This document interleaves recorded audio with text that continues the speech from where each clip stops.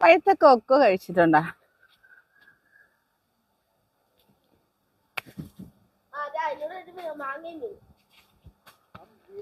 ഇല്ലേ? ഇത് ഞാൻ വെട്ടിപ്പൊളിച്ച് വരുമ്പോഴത്തേക്ക് ഇല്ലേ?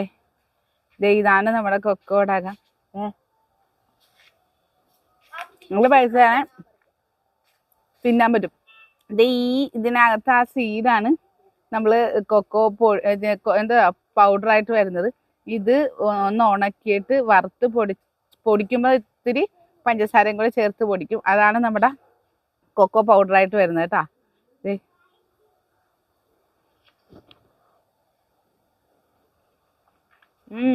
നല്ല പൊളി ടേസ്റ്റ്.